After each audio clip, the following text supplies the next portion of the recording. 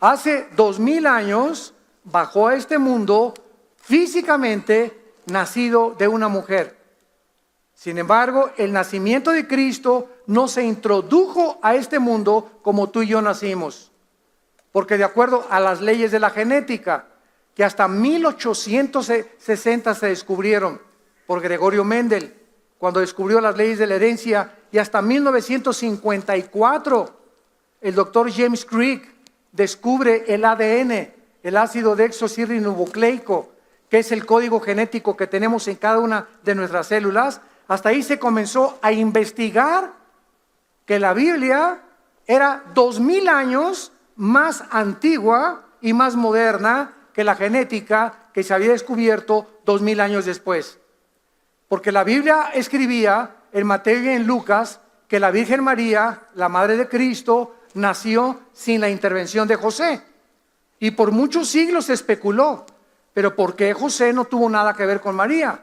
Hasta que se descubrieron las leyes de la genética y los científicos dijeron, y la Biblia tiene razón, la genética nos muestra que el hombre tiene 2 cromosomas YX y la mujer tiene 2 cromosomas XX.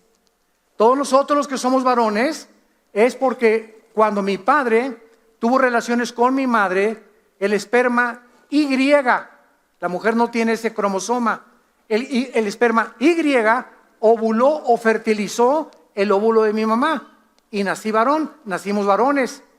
Si cuando mi papá tuvo relaciones con mi madre hubiera sido el cromosoma X el que hubiera fertilizado el ovario de mi mamá, ustedes, las que son las mujeres, nacieron mujeres.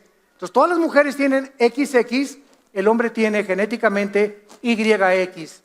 Entonces el cromosoma Y de José, si hubiera fertilizado el huevo o el óvulo de María, hubiera nacido como tú y como yo, en pecado.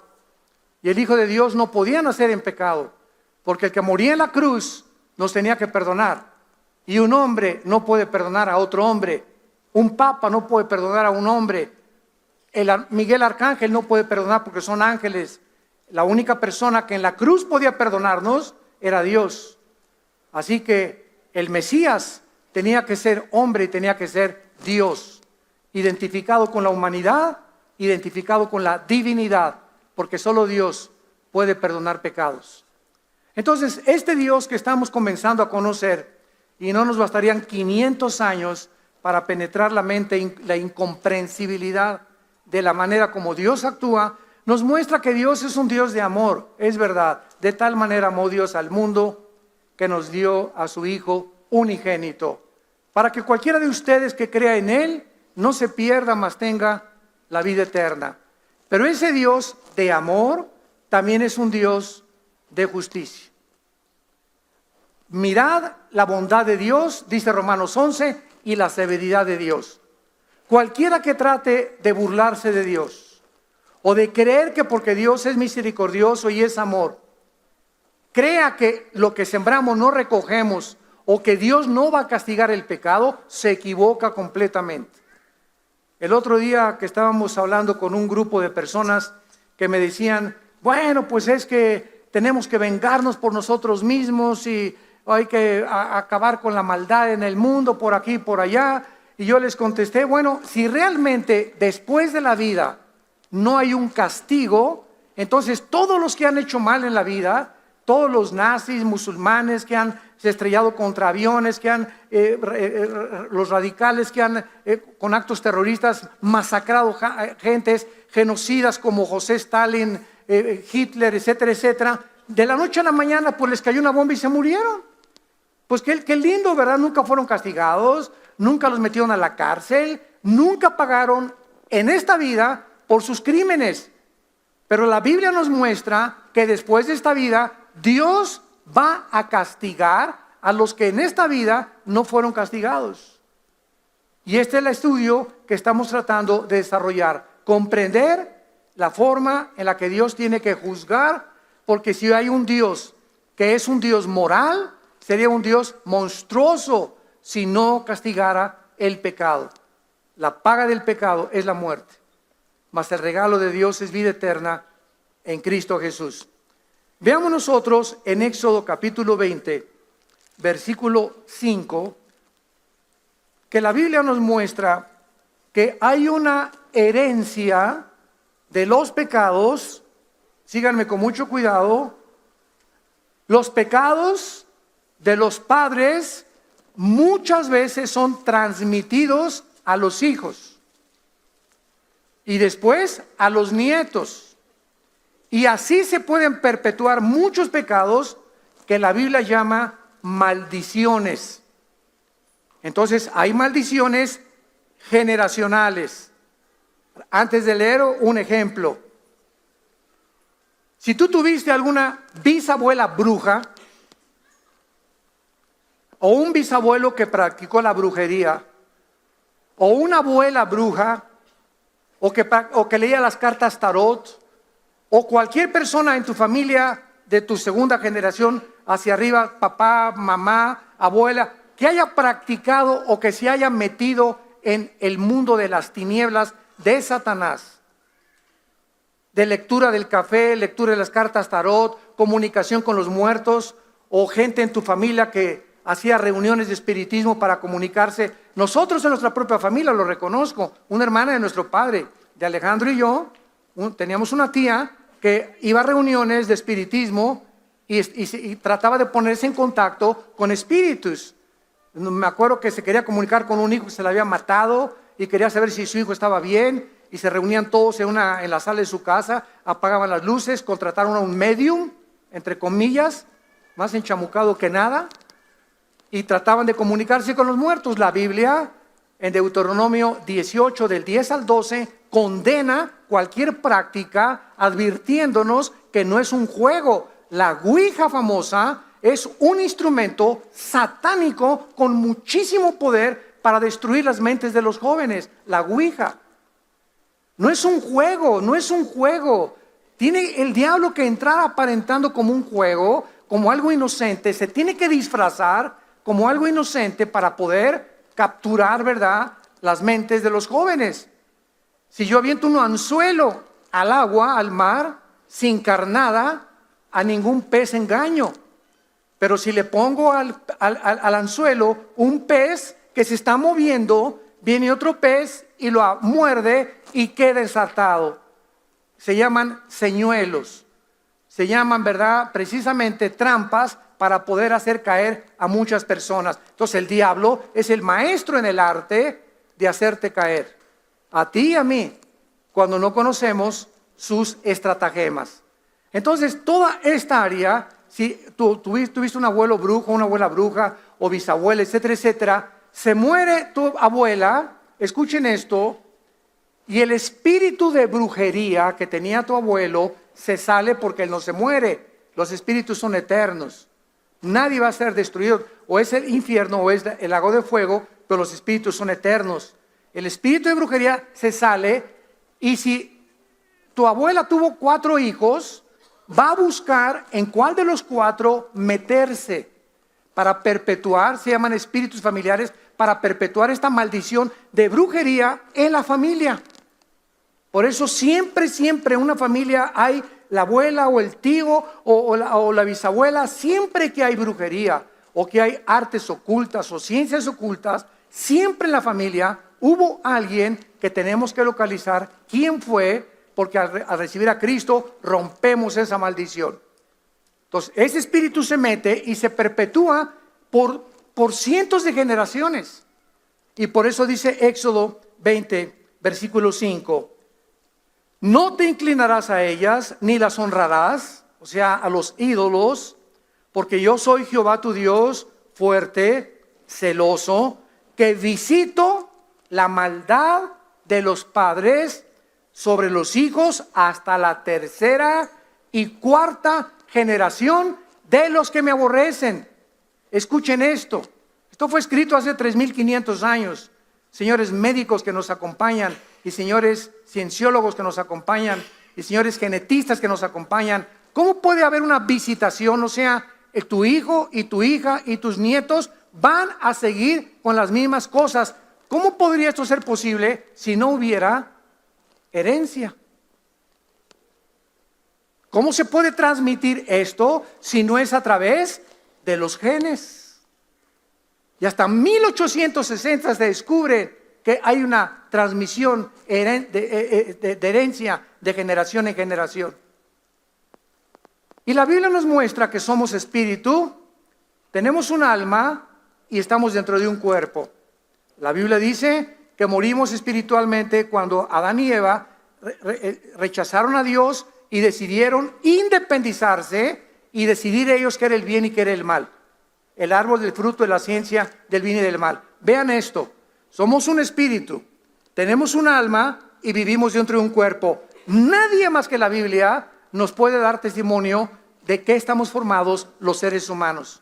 Fuera de la Biblia, como Sigmund Freud escribió, somos la psique y el cuerpo. ¿Cuál fue el error grandísimo del doctor Sigmund Freud? Ignorar que el ser humano no es solamente psique, sino que también es espíritu.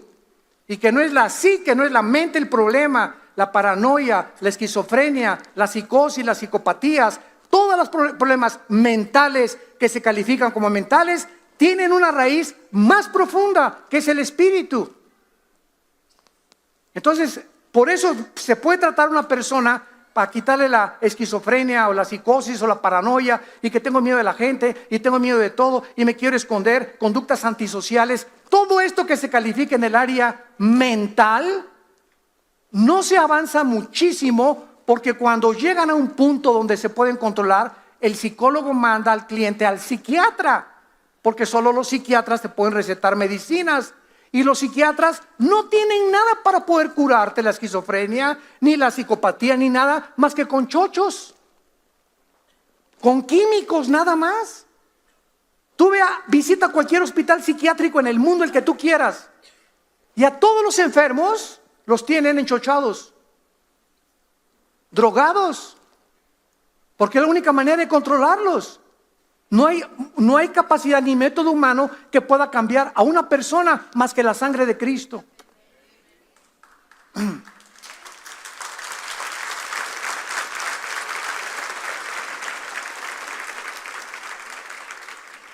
La medicina no la tenemos nosotros los seres humanos.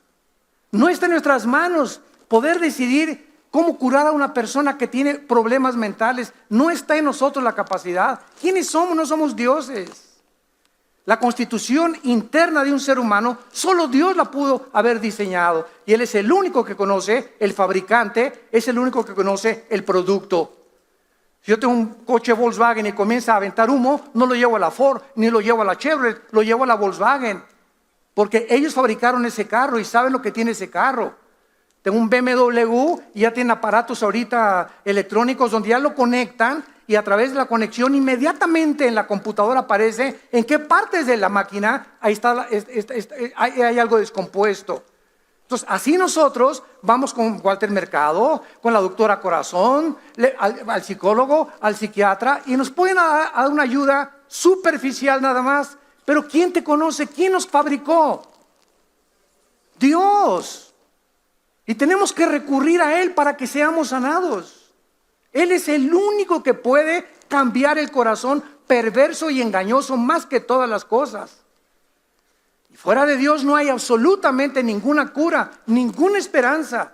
Separados de Él, nada podemos hacer.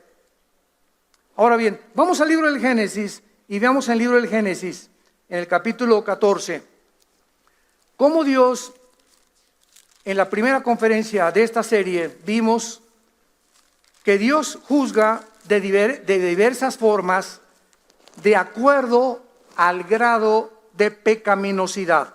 Esto es muy importante que lo recuerden.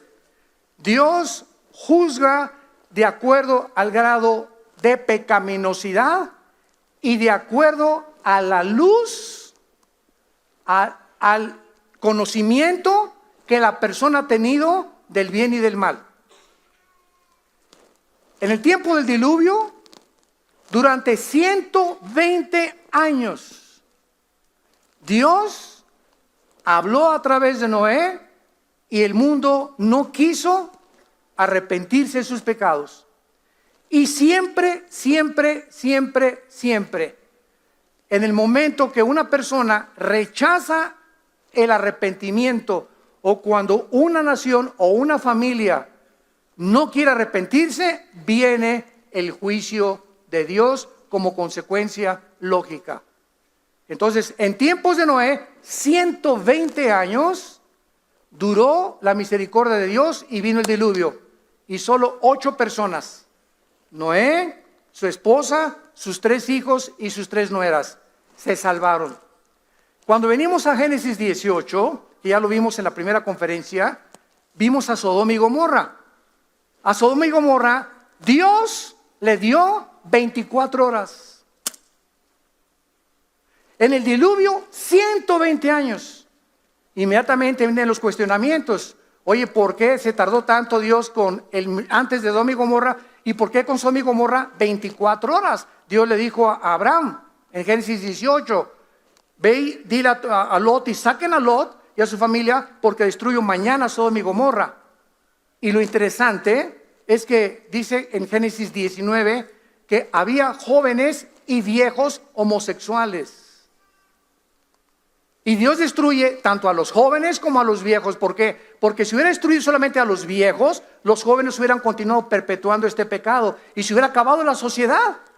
Se hubiera acabado la sociedad. Como me dijo hace un poco una pareja, ¿verdad?, de gays, me dijeron, yo les pregunté primero, ¿por qué quieren adoptar? Y se miraron el uno al otro, porque pues, ella no es mujer. Entonces ustedes están alquilando matrices. O sea, ¿ustedes creen que sí pueden adoptar? Porque son hombre con hombre y mujer y mujer. Entonces están violando una ley natural. Vamos a cerrar la Biblia. La misma naturaleza habla que es una cosa absurda. Hagan lo que quieran ustedes, pero no se atrevan a adoptar una criatura, que la destruyen psicológicamente. Que llega a los 6 años a la escuela y le digan, ¿quién es tu mamá? Carlos. ¿Y tu papá? Rafael. O Beto, el boticario. Imagínense nada más, ¿no? ¿Qué daño tan tremendo psicológico? O que el mismo niño le pregunte a Carlos y a Pancho, como se llamen los dos, ¿verdad? Oye, ¿ustedes tuvieron mamá? Sí, porque yo no tengo mamá.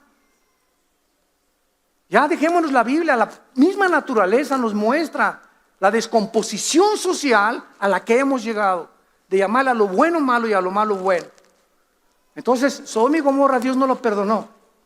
Cayó inmediatamente el juicio, porque Dios considera, escuchen esto, Dios considera, el Dios de la Biblia considera que la institución más santa y más sagrada de cualquier sociedad es la familia. Es el hombre y la mujer y sus hijos. Es lo que forma las sociedades, las familias. Y el día que ya se abandone esta definición de Dios, un hombre con una mujer para formar una familia, y comencemos a redefinir nosotros el matrimonio, es cuando el juicio de Dios comienza a caer así, así y así.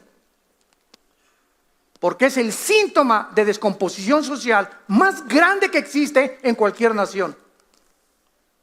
Y ahorita estamos en una guerra en México orando todos unidos que no haya una legislación de los matrimonios gays.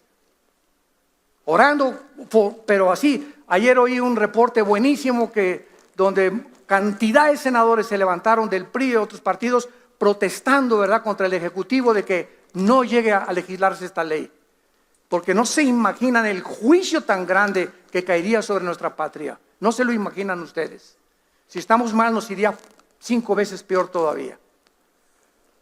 Vemos nosotros también, entonces, que primero se tardó 120 años. Porque esa generación, ¿verdad?, no quiso ir a Noé, Sodoma y Gomorra. Hay personas que, de acuerdo a Dios, eso es importante, ya cruzaron la línea. Esto se llama en 1 Juan 5 el pecado de muerte, del cual yo no pido que se ore, dice Juan. Hay personas que ya cruzaron la línea del arrepentimiento, solo Dios lo sabe. Hay familias que ya cruzaron la línea y Dios solo lo sabe. Hay naciones que ya atravesaron la línea y que solo Dios lo sabe, y cuando se cruza la línea ya no hay absolutamente gracia, no hay misericordia, no hay nada. Dios, dice Romanos capítulo 1, los entrega, o sea, están aquí, los empuja para que toquen fondo y sean juzgados.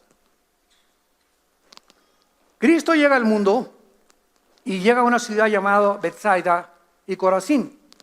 en el Evangelio de Mateo. Y cuando Cristo comienza a predicar, la gente de estas dos ciudades no se quisieron arrepentir. Y Cristo dice estas palabras: ay de ti, Corazín y Betsaida. Sodoma y Gomorra no tenían Biblia. Y en verdad les digo, dijo Jesús, que en el día del juicio será más tolerable el castigo contra los sodomitas que contra ustedes, que me han oído al Hijo de Dios predicarles el arrepentimiento.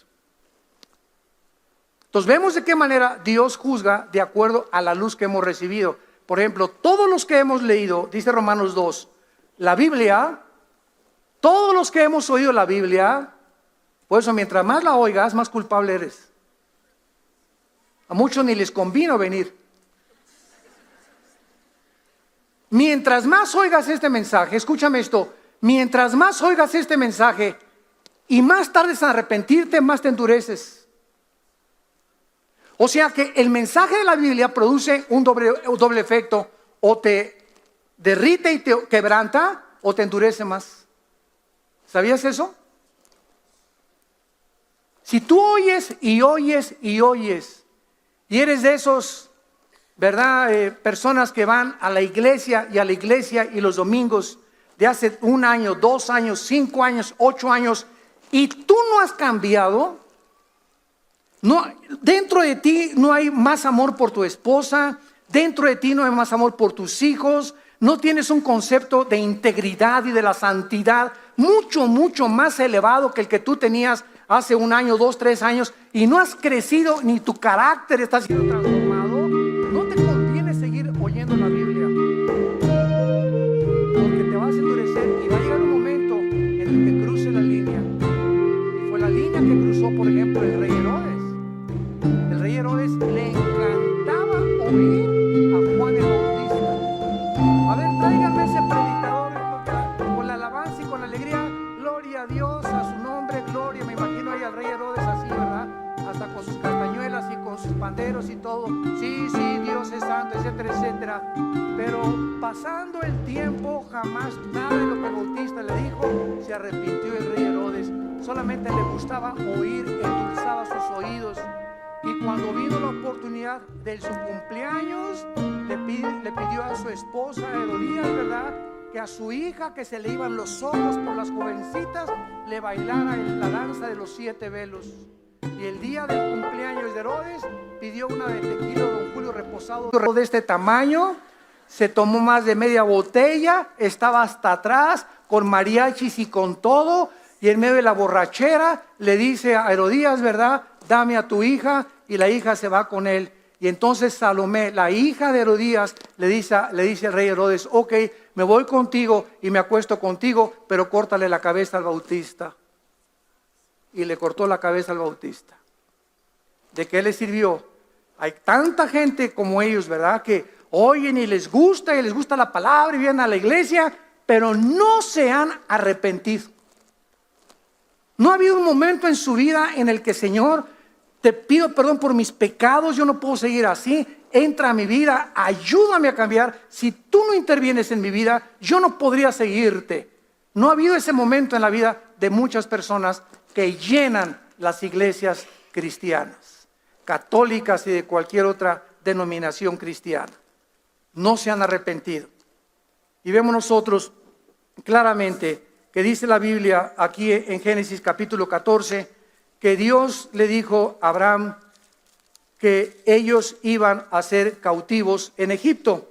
Y dice el versículo 7: y volvieron y vinieron en Mizpat, que en Cades se desbataron todo el país de los amalecitas, y también al amorreo que habitaba en Hasezón Tamar. Los amorreos, los que ya han estudiado la historia bíblica, era un pueblo nómada que descendían de Canaán y tuvieron su origen en el área de lo que es ahorita Siria, que está en frontera con Irak. Esta tierra es ahora conocida equivocadamente como la Palestina, porque la Palestina es un nombre que un emperador romano le dio a Israel, porque tenía una esposa que se llamaba Palestra, y entonces le quiso cambiar el nombre de Israel, por Palestina. Así que cuando hablemos de Israel, no digamos Palestina. Ya está, hay una canción, ¿verdad?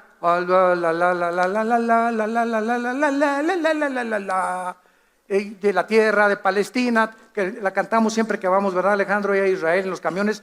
Cuando entramos a Jerusalén, comenzamos a cantar y les digo yo, ¡shh! Israel, cambiémosle el nombre porque no es Palestina. El Palestina es el nombre que el diablo le quiso dar a la tierra de Israel. Ahora, vean ustedes aquí mismo que más adelante dice en Génesis capítulo 15, versículo 13 en adelante, entonces Jehová dijo a Abraham, ten por cierto que tu descendencia morirá en tierra ajena, morará en tierra ajena, será esclava y oprimida 400 años. Se le profetiza a ustedes, van a entrar a Egipto, que es Éxodo capítulo 1. Y así acaba el libro del Génesis, cuando muere José y entran todos los hijos de Jacob a la tierra de Egipto. Muy bien. Más la nación a la cual servirán juzgaré yo. Y después de esto saldrán con gran riqueza. Versículo 15 y 16. Vean con mucho cuidado. Y tú vendrás a tus padres en paz. O sea, cuando tú mueras vas a morir en paz. Serás sepultado en una buena vejez. Y en la cuarta generación volverán acá. Porque aún no ha llegado la maldad del amorreo hasta aquí. Dios juzga cuando Él solo sabe que tú has llegado al último grado de tu maldad. Dios juzga a una familia cuando Él sabe que esa familia ya no tiene esperanza. Dios juzga a una nación cuando ve que esa nación está sumida completamente en el espiritismo o en la brujería o en la idolatría o en la depravación moral. Ahí es cuando entonces el Dios de la Biblia, el Dios todopoderoso, el que mandó a su Hijo a pagar en una cruz por nuestros pecados, para que tú no pagues por tus pecados, ni yo por los míos, sino que con su sangre, que es la medicina para nuestra situación enfermiza con la que nacemos, podamos nosotros tener el perdón y la vida eterna. Esta es la forma como Dios ha tratado, y vemos en segundo lugar en esta serie de conferencias que el pecado debilita moralmente las naciones. Repito, el pecado debilita tu carácter. Mientras más pecas, mientras más pornografía ves, mientras más fornicas con tu novio y con tu novia, mientras más adúltero eres con tu esposa o con tu esposo, mientras más tranzas, mientras más engañas, todas estas cosas se juntan, aunque tú no lo veas, en el mundo espiritual. Y sin que nos demos cuenta, está minando como una polilla nuestra vida interior, está desintegrando nuestro carácter hasta que llegue el momento en que eres un degenerado, una degenerada, una persona que ya no tiene límites de nada, ya no quieres creer en Dios, todo lo criticas, todo lo burlas, estás completamente endurecido, es una persona con tus propias leyes, porque el pecado ha destruido tu vida y tu carácter interior. El pecado debilita moralmente al ser humano.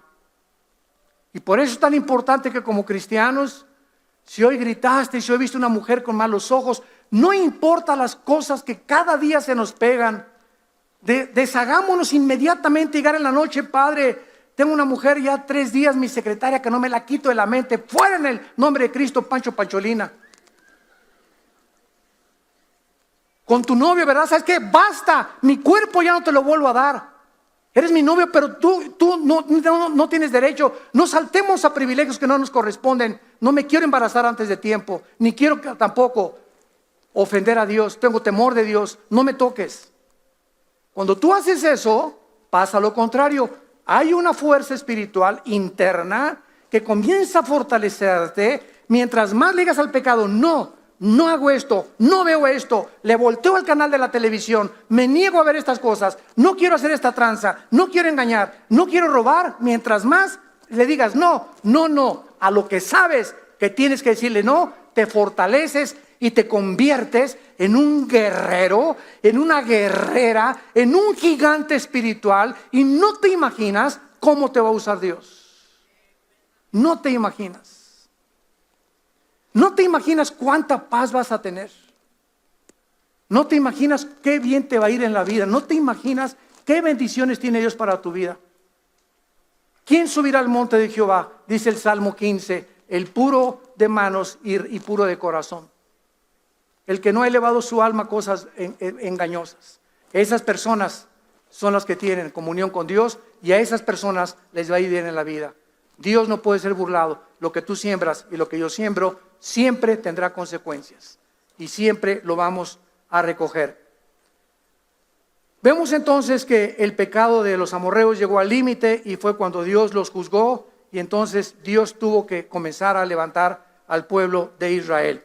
En Jeremías capítulo 5, este profeta, que le llaman en la Biblia el profeta llorón. ¿Por qué? Porque Jeremías es el profeta que vio y fue testigo de la destrucción de Jerusalén. Y Jeremías se enfrentó a esta generación precisamente de la que estamos hablando. Hombres y mujeres que habían llegado ya al grado de no arrepentirse. Qué terrible juicio de Dios cuando Dios le dice a una persona: haz con tu vida lo que tú quieras.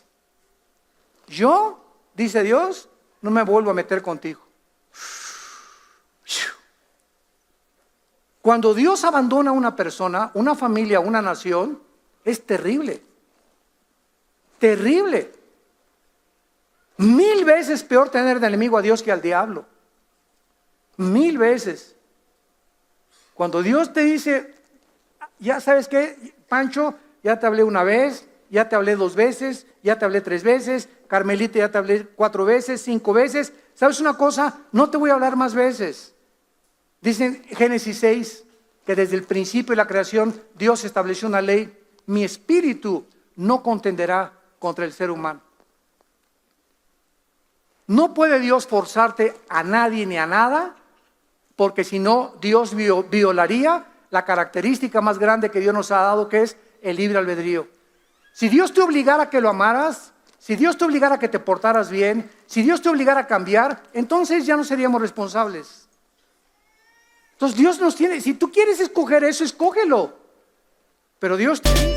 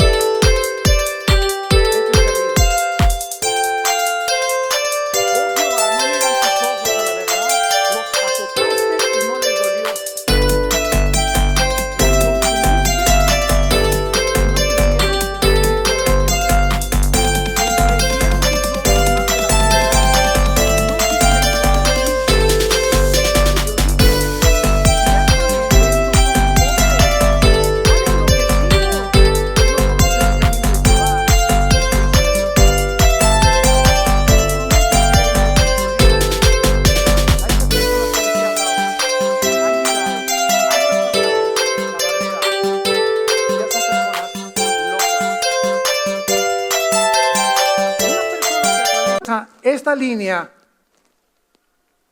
entre la verdad y las tinieblas, entre la luz y la mentira, la persona que cruza esta línea, esa persona ya no está coherente, ni elocuente, ni sana, ni íntegra mentalmente. Inmediatamente, cuando tú rechazas a Dios, algo se comienza a descomponer en tu mente.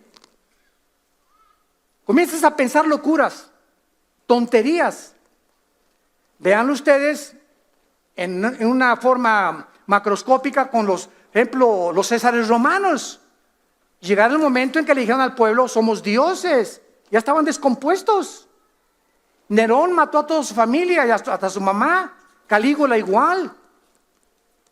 Hitler le dijo al pueblo alemán, escuchen esto, Hitler le dijo a 85 millones de alemanes, y no estamos hablando de indígenas, estamos hablando de físicos, matemáticos, astrónomos, licenciados, médicos, profesionales, gentes inteligentes. Hitler les dijo esto: adoren al tercer Reich que durará 1000 años, y lo creyeron.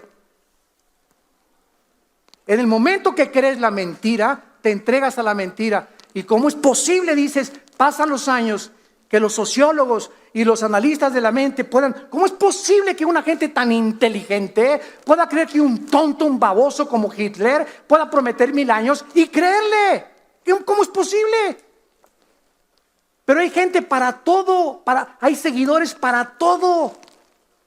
Dentro de la misma cristiandad, dentro de nosotros los mismos cristianos, hay cada predicador que yo he escuchado que no es posible. Hay un predicador que dice que tiene una página y tiene membresía platino, oro, plata y bronce. Y que si le das cierta cantidad, te sientas hasta adelante y tienes derecho a platicar con él 15 minutos a la semana. Y así le mandan dinero. Y así engañan a la gente. Falsos profetas, mercenarios del evangelio. Así les irá en el día del juicio. Y estoy hablando de una persona sumamente conocida en el mundo evangélico. Te metes a su página y a ver qué membresía escoges. Y si tienes la más alta, miles de dólares, te sientas hasta adelante, tienes todos sus cassettes. Y si tú llegas a sentarte adelante y no eres platino, te mandan hasta atrás. Porque está reservada a los que más dinero dan.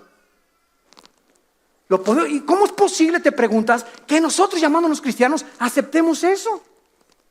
Todavía hace 5 o 10 años me llegaban a mí sobres con una huella del famoso predicador, no sé quién, ¿verdad? Me reservo el nombre, y ponía la huella y venía una carta que me decía que si yo le mandaba $150 al año, me mandaba un seguro para sacar a los chamucos de mi casa por 9 meses.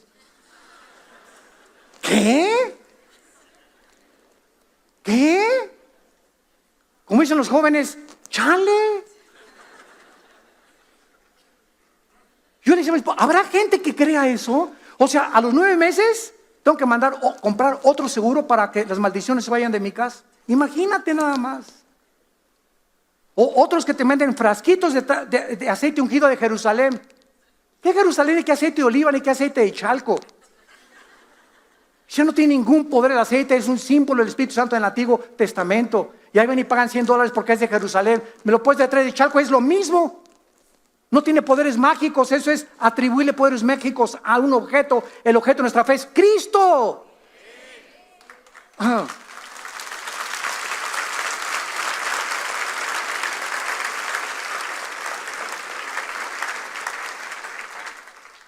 Tenemos que combatir ardientemente por la fe. Tenemos que luchar por la verdad. Somos guerreros de Dios. No tengamos miedo de nada ni de nadie, menos de los hombres. Tenemos que publicar la verdad a los 4 vientos, a las 4 orientaciones que existen: norte, sur, este y oeste. Y que la gente escuche la verdad. Ya no es tiempo, el mundo se está pudriendo, el barco se está hundiendo. Sálvese el que pueda, es nuestro grito. Arrepiéntanse de sus pecados, vuélvanse a Dios. Es demasiado cerca la venida de Jesucristo. No se imaginan cómo va a ir el mundo, no se lo imaginan ustedes, cómo las cosas se vienen sobre el mundo. Pero las familias, dice la Biblia en Isaías, el mundo se cubrirá de tinieblas, pero sobre los justos vendrá la luz. Y cuando en Egipto había plagas,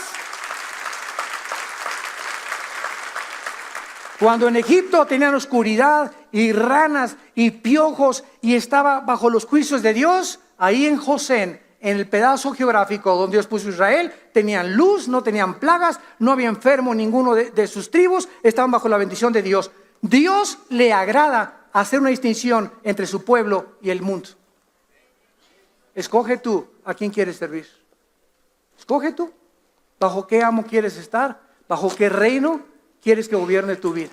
Tan sencillo como es. Dios no te va a forzar. Es una decisión que tal vez hoy tú tienes que tomar.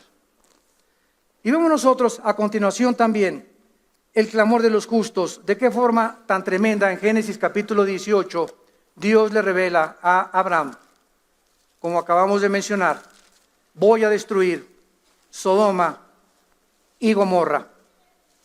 Y en ese momento, Dios, cuando le revela esto a Abraham, nos da una revelación tremenda a Dios de quiénes son las personas que Él va a cuidar y proteger y por qué no tenemos que ser juzgados junto con el mundo. Dice en Génesis 18, versículo 16, y los varones se levantaron, o sea, Dios estaba acompañado de 2 ángeles cuando visitó a Adán. Físicamente Dios bajó del cielo, físicamente, y miraron hacia Sodoma y Abraham iba con ellos acompañándolos. Y Jehová, vean el corazón de Dios. Y Jehová, versículo 17, dijo, encubriré yo a Abraham lo que voy a hacer. O sea, Dios no quiere que nosotros, su pueblo, estemos en tinieblas. Y como se va a venir ahorita las cosas en el mundo, a través de la Biblia y a través de los mensajes que oímos, Dios nos está llamando a preparar nuestra familia. Comenzando con nosotros mismos. Por ejemplo, cada vez que viene un matrimonio a pedirnos consejería, oiga mi esposo, oiga mi esposa, una ley de consejería es la siguiente, para ustedes que son consejeros o pastores y que nos escuchan. Una ley de consejería es la siguiente, si viene una pareja a decirte, oiga, quiero que mi esposo, etcétera, etcétera, la primera pregunta que el consejero tiene que hacer es a la persona que viene a quejarse, decirle, ¿y tú cómo estás con Dios? Vienes a acusar a tu esposo, pero tú ¿cómo estás con Dios? ¿Tienes comunión con Dios? ¿Lees la Biblia diario? ¿Estás en una reunión de oración? ¿Cómo estás con Dios? ¿Vienes a pedir algo de lo cual tú no tienes? No que mi esposa, ¿y tú cómo estás con Dios? Siempre hay que comenzar con la persona. Porque si la persona está mal, eso sí, todo el mundo quiere cambiar a todos, ¿verdad? Pero no queremos cambiarnos a nosotros mismos. Entonces comencemos siempre a vernos como nos ve Dios. Y estar dispuestos a pagar el precio y de arrepentirnos. Encubriré yo a Abraham lo que voy a hacer, habiendo deseado a Abraham, aquí está la clave, ¿por qué Dios no esconde sus secretos a sus santos? Porque Dios sabe que Abraham iba a ser una nación grande y iban a ser benditas las naciones de la tierra. Y además, dice Dios, porque yo sé que mandará a sus hijos y a su casa después de sí que guarden el camino de Jehová, haciendo justicia y juicio, para que haga venir Jehová sobre Abraham lo que ha hablado acerca de él. Le dice Dios a Abraham, no voy a esconderte lo que voy a hacer. ¿Y sabes por qué te lo digo, Abraham? ¿Sabes por qué te lo digo? Porque yo sé, Abraham, yo conozco tu corazón, Abraham, y yo sé que tú eres un hombre de familia. Yo sé que tú eres un hombre de integridad. Yo sé que tú eres un hombre que diario oras con tus hijos, que oras con tu esposa, que les das un ejemplo. Que no solamente dices soy cristiano, sino que han visto tus propios hijos, tu propia esposa te admira, tus hijos quisieran ser como tú. Por eso te voy a revelar mis secretos. Porque esa es la clase de personas que Dios está buscando para revelarles lo más escondido de los misterios de la divinidad. Ahora, si quieres permanecer sin conocer los secretos de Dios, te va a sorprender como un ladrón en la noche. Dice en Lucas 21, mirad que vuestros corazones no se llenen de glotonería, ni de cosas de los afanes de la vida, y el dinero, y dónde invierto, y si compro dólares, y si compro negros, y euros, etcétera, etcétera. Estamos pensando siempre cuando dice Dios, nunca te dejaré, nunca te abandonaré. No hagas tus tesoros donde el orín y la polilla corrompen. Invierte en mi reino y yo soy la única garantía que lo multiplicaré al 100 por 1. Ese es el Dios de la Biblia. Es el Dios que nos habla a poner su confianza en Él.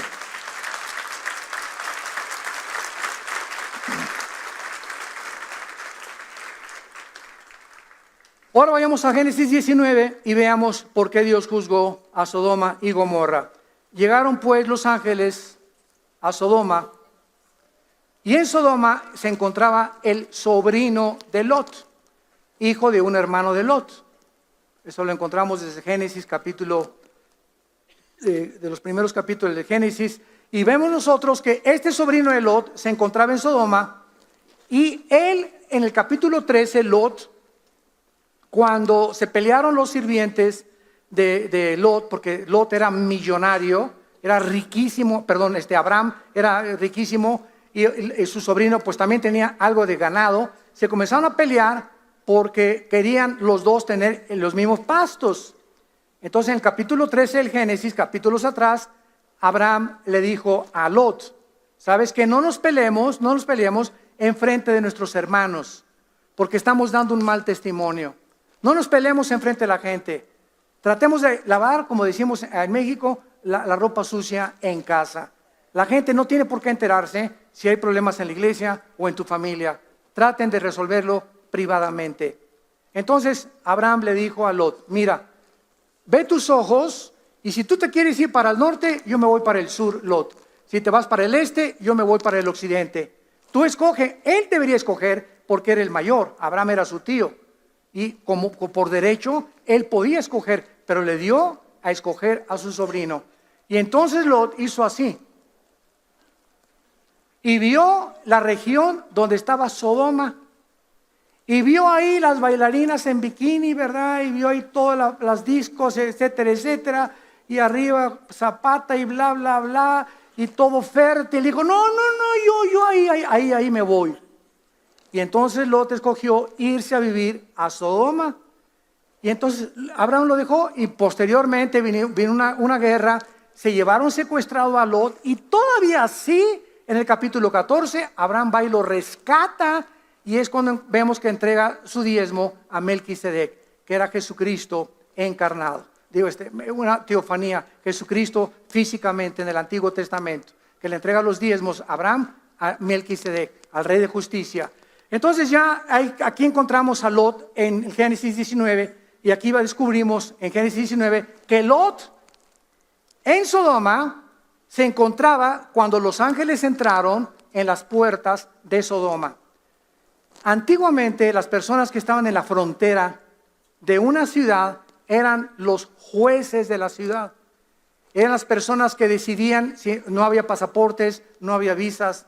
Decidían si una persona entraba o no entraba, o si tenían facha, o qué tipo de montaje traían, caballos o camellos o elefantes o lo que fuera. En fin, había siempre una guardia de la ciudad, y Lot era uno de esos. Esto quiere decir que Lot adquirió una posición de senador en Sodoma. Era políticamente influyente.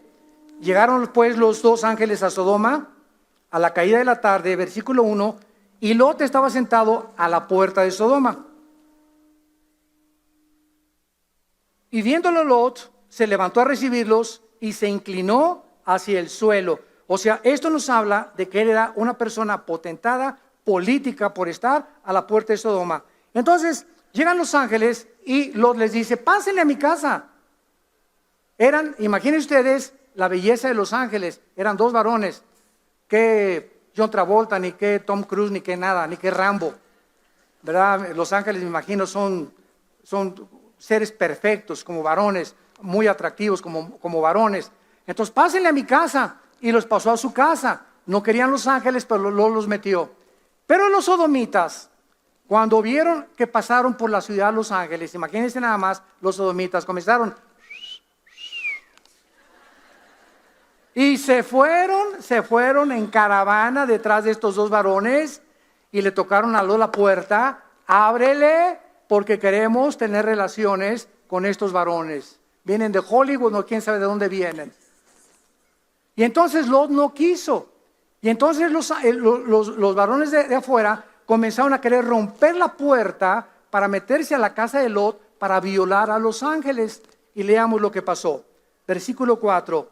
Pero antes de que se acostaran, rodearon la casa los hombres de la ciudad, los varones de Sodoma, todo el pueblo junto, desde el más joven hasta el más viejo. Y llamaron a Lot y le dijeron: ¿dónde están los varones que vinieron a ti esta noche? Sácalos para que los conozcamos. Esta palabra que se usó en el hebreo, conocer, es yada, con Y-A-H-A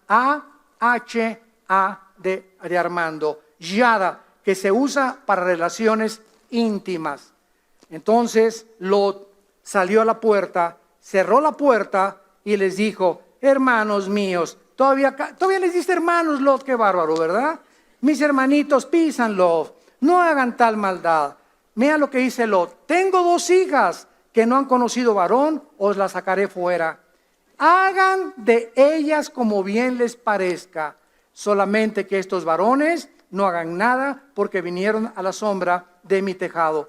Y ellos respondieron: quita ya. Y añadieron: vino este extraño, o sea Lot, para habitar entre nosotros, y habrá de dirigirse en juez. Ahora te haremos más mal que ellos. Y hacían gran violencia al varón Lot, o sea, lo comenzaron a golpear, y se acercaron para romper la puerta, pero los varones alargaron la mano hacia los ángeles y jalaron a Lot dentro de la casa, y los hombres que estaban en la puerta fueron heridos con ceguera, desde el menor hasta el mayor, de manera que se fatigaban buscando la puerta. Lot, viviendo en un medio ambiente de inmoralidad, nos describe tal como somos.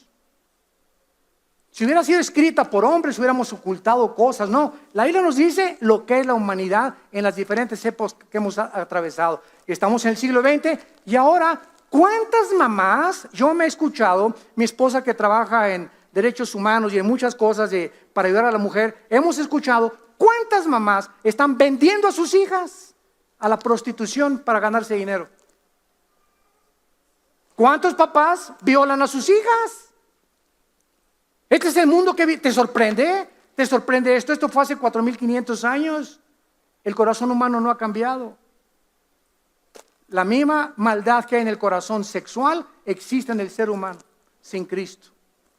Y vemos que los padres siguen iguales, vendiendo a sus hijos, no importando con quién anden, no importando esto y el otro. Pues la hija la vendo, ¿verdad? O las ponen a prostituirse a las propias hijas, padres violando a sus propias hijas. O sea, el ser humano se convierte. Estamos aquí en este nivel. Aquí están los animales. Los animales todo lo hacen por instintos. El ser humano baja a un nivel más bajo que los animales. Los animales matan por necesidad, son guiados por instintos. Somos los únicos seres que matamos por placer, por sadismo. ¿Cómo es posible que hayamos descendido a ese lugar? Porque le hemos dicho a Dios: no quiero arrepentirme, simplemente por eso. Quiero hacer mi voluntad, y Dios entrega al juicio a las naciones. Y entonces vienen tornados y vienen tsunamis y venimos a Dios. Ay, Dios, ¿por qué manda tantas cosas? Si fuera un Dios bueno, no harían tantos temblores y no se morían tantos inocentes. Vean ustedes, en 1960 en Estados Unidos, para terminar, se prohíbe orar en las escuelas. 1973, Estados Unidos permite y legisla el aborto, donde más de 12 millones del 73 hasta nuestros días, niños han sido asesinados en el vientre de sus madres. Junio del 2015, 5 jueces del Tribunal Supremo de Estados Unidos legislan el matrimonio gay, y el presidente Obama pinta con colores gays, que es el arco iris, la Casa Blanca. ¿Nos extraña que ahorita haya 2 candidatos que ya el pueblo no sabe por quién votar, de lo loco que están los dos?